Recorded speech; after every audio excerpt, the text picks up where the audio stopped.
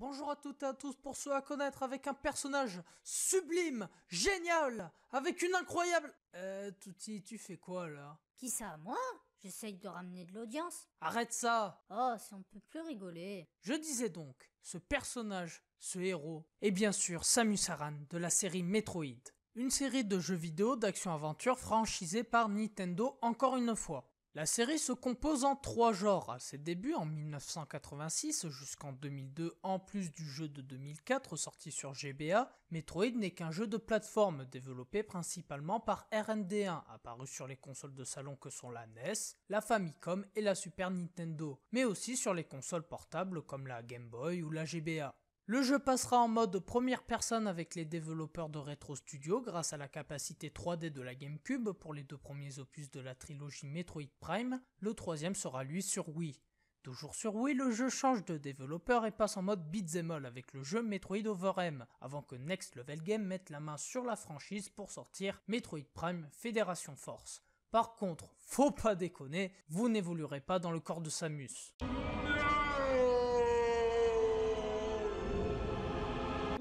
God, please, no! No! No! Calmez-vous, ce n'est pas si grave. Toutes les bonnes choses ont une fin, comme dirait Mamie Nova. Nous avons toujours les souvenirs de ces jeux. Bah tiens, c'est le moment de dépoussiérer mes 2 jeux Metroid sur GameCube. Attends. Tu dis dépoussiérer? Tu les as achetés hier. Et la console, ça ne fait que depuis mars que tu l'as. Et puis, tu n'as joué qu'au jeu Metroid sur la DS quand tu étais petit. Donc je ne vois pas comment tu peux dire que tu t'y connais. Où est-ce que j'en étais déjà? C'est le moment d'attaquer la partie test du jeu avec le premier jeu Metroid Prime sorti en 2002. Le jeu commence par une sublime cinématique qui m'a fait salir mes pantalons, désolé. Nous n'avons pas les mêmes valeurs. Puis on passe par une phase tutoriel et là on découvre un gros problème, les portails. Autant en mettre quelques-uns sur le passage, pourquoi pas, mais pas tous les 10 mètres. On passe son temps à faire la même combinaison de merde pour pouvoir viser correctement. Car oui, ça se fait manuellement. Mais on oublie vite le problème grâce à ça. C'est vrai que c'est plutôt cool de pouvoir se déplacer en boule. T'es un vrai gamin au fait. Après ça, on croise des ennemis de base comme des scarabées mutants ou des pirates de l'espace, mais toujours pas de Metroid. Mais si, ces petits monstres dégueulasses qui donnent le nom au jeu.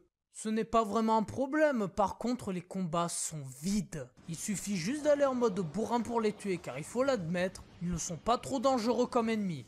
Ce qui va vous les briser en grande partie, ce sont les missiles qui apparaissent dès qu'on ouvre une porte ou qui sont dans un angle mort avant de rentrer dans une salle. Les phases de récolte aussi vont bien vous embêter. Bon, c'est vrai que c'est le début du jeu, donc normal que ce ne soit pas si fun que je l'imaginais. De toute façon, j'arrive au boss, donc vu le niveau des ennemis, ça doit aller. A few moments later. C'est quoi ce boss cheaté?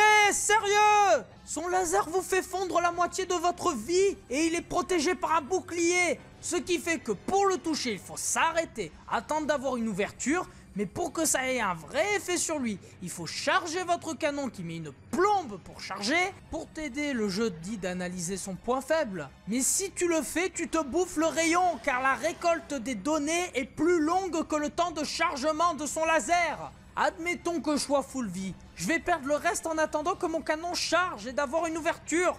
Donc qu'est-ce qu'on fait? On tourne en rond durant le 3/4 du combat.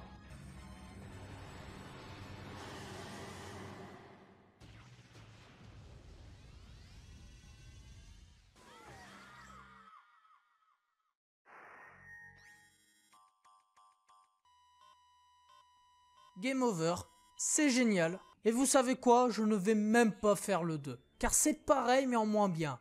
Il y a toujours ces portails à analyser, les ennemis qui sont bêtes comme leurs pieds, même pas le moindre boss après plus de 30 minutes de jeu. Le seul truc qu'on ait le droit, c'est une cinématique. Classe, je l'admets, mais ce n'est pas assez.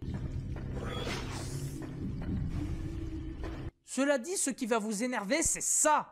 15 minutes bloquées à cause de ce portail. Au début, je me suis fié au point d'exclamation, ici, là, en haut. Sauf que non, ça n'indique pas l'ouverture de la porte. Sauf qu'au début, tu sais pas, donc tu cherches, tu tournes, tu regardes où le point d'exclamation il est. Pour qu'au final, il fallait juste suivre ce fil bleu par terre qui reliait la porte à l'ouverture. Je ne peux pas considérer ces 2 jeux comme bons. on passe son temps à faire de l'analyse et les premiers combats puent. L'histoire est bonne, tout comme le suspense que dévoilent les cinématiques, mais il n'y a pas de divertissement. Le début des deux jeux est exactement le même et ça ne donne pas envie de continuer à jouer. En résumé, les fans vont aimer car ils vont persister, mais les autres non car c'est trop répétitif, le début est long et il ne représente pas le vrai côté de la série.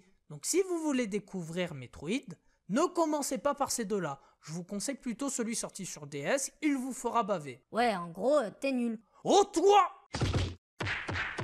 Enfin bon, mettons le test de côté. Eh non, mais attends, tu connais au moins l'histoire de Samus, parce que tu dis à connaître, mais t'en parles pas. Bah, j'allais en venir, j'allais dire que Samus, c'est une orpheline de la planète K2L. Ses parents étaient membres de la Fédération Galactique qui sont morts suite à l'attaque des pirates de l'espace. Elle est alors recueillie par les Chozo et reçoit l'armure de ces derniers qui est alimentée par le sang de cette race. Non mais attends, c'est n'importe quoi, car il existe une théorie. Oula, je sens que ça va puer. En effet, dans un autre jeu vidéo de Nintendo, qui est Smash Bros Brawl, on voit que Samus s'infiltre dans la base et qu'elle rencontre Pikachu prisonnier dans une machine électrique. Elle le sauve et une armée de robes vient alors les attaquer. Suite à ça, se retrouve dans une salle où se trouve l'armure que Samus portera. Donc, en prenant en compte tout ça, on peut voir que Samus vit dans un monde où les Pokémon existent et que probablement que les pirates de l'espace ont utilisé l'énergie des Pokémon pour détruire la planète de Samus. Et sachant qu'il y avait plus de dizaines de robes, eh ben on peut témoigner qu'à partir de ce chiffre, 10 sur 10, donc ça veut dire que c'est juste, c'est une théorie qui est juste, qui a été visée par les créateurs de Nintendo qui ont voulu cacher la vérité. Et ouais, les théories, ça me connaît. Il y a un problème. C'est quoi ce truc complètement foireux? Je n'ai jamais entendu un truc avec autant de merde dedans. C'est tout du bidon. Ta théorie ne tient pas. Qu'est-ce que tu fais? Désolé, mais c'est un crime d'avoir sorti un truc pareil.